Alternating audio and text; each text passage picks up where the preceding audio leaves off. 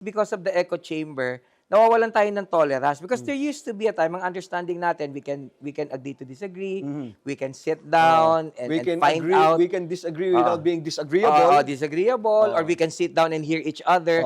Right now, it's not possible anymore because of echo chambers. Kasi isipin mo, nabe-brainwash ka eh. Isipin mo na lang, paggising mo, lahat ng mababasa mo, yung gusto mo lang mabasa. So, tingin mo dun sa kabila, hindi na totoo. And sometimes, nawawalan ka na, you lose touch dun sa reality. Minsan, yung concept mo ng totoo, hindi na actually siya totoo. Kaya, that's why you embrace fake news eh. Kasi unang-una, yung SOCMED is largely unregulated. Nung araw kasi, nung walang SOCMED, ang TV5 for example, Right, member to ng KBP, Kapisanan ng Broadcaster ng Pilipinas, legal consultant ako doon. So, I remember, meron kaming ethical code.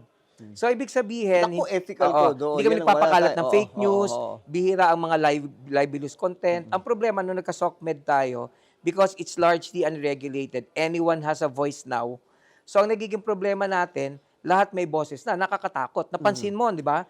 Mula nung nagka-SOCMED, kung napansin mo, kahit yung bobo, lumakas yung loob eh. Nagkaroon na sila ng venue Di ba? Dati yung mga bobo, sabi nila, ayoko magsalita. Makakahiya. Ngayon naisip nila, ang dami natin. Malakas tayo.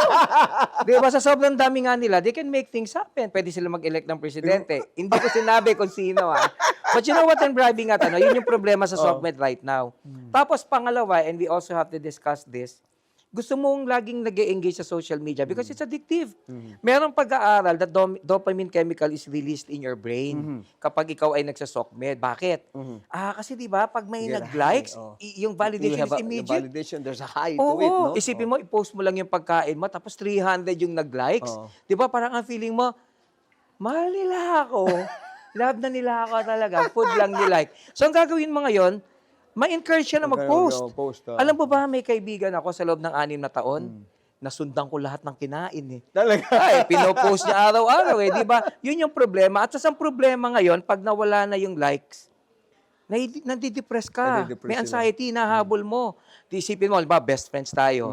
Isipin mo, araw-araw lahat ng post ko, heart emoji ka. Tapos all of a sudden, like emoji na lang. Questioning ko na yan. Jojo, may problema ba? May galit ka ba sa akin? Like mo na lang ako, hindi mo na ako love. Hindi ba?